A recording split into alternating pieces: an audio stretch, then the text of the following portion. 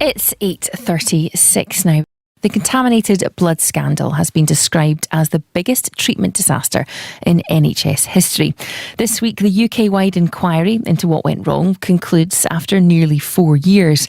Tens of thousands of people were infected with HIV and hepatitis while being treated for blood disorders during the 70s and 80s.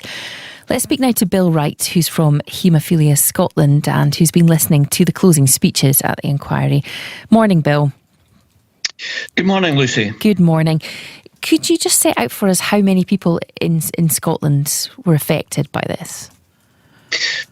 Well, it's actually very difficult to tell the exact number because, of course, frankly, some people who, particularly those with blood transfusions rather than blood products, for many years went without actually knowing that they'd been infected with hepatitis, because the nature of that virus is such that it doesn't necessarily manifest itself for some years. So the exact numbers, frankly, are going to be impossible ever to tell because many of those people may already have died. There is currently registered with the Scottish Infected Blood Support Scheme about 571 people, I think the number is, but that includes the widows of many of those that died. But we're looking well in Scotland into the hundreds and thousands across the UK. And as far as the closing speeches then are concerned, this inquiry's been going on for a long time. What do you make of the speeches so far? Well, I think we have to acknowledge that the council who was representing the Scottish National Blood Transfusion Service and the 14 boards who appeared, the 14 Scottish boards who appeared to give a closing submission on Tuesday, he gave several apologies, in fact, quite a lot of apologies.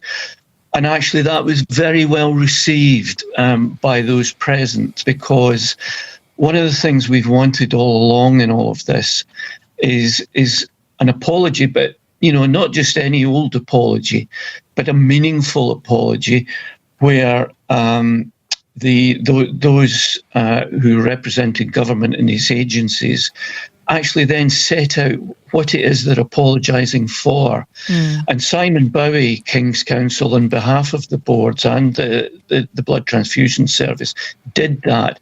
He actually said, this shouldn't have happened. We regret it and we apologise for it. And he catalogued the details of all of that. And actually, there's very few government agencies or government departments during this inquiry who've received a round of applause from those of us who were infected. And we need to bear in mind that there were people in attendance from throughout the UK, but he received a round of applause. And that was very well received.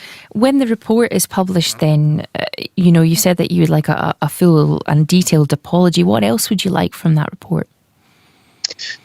Well, I think the report hopefully will set out what went wrong overall, particularly within government. And there have been a lot of mistakes from the top to bottom in this whole story, and particularly the government reaction to it. And one of the difficulties that we've had throughout this is that the injuries that were received were not only physical injuries, but the harm that was done was compounded by government not responding positively from the start in acknowledging what went wrong. It's taken us, frankly, 40 years to get to this point where the truth is coming out. And the intransigence by governments over those many years has really been very hurtful. I mean, I've spent 20 odd years trying to get answers to questions on this.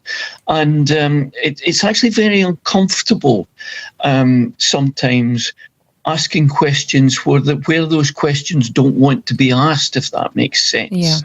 Yeah. Campaigning is an uncomfortable business.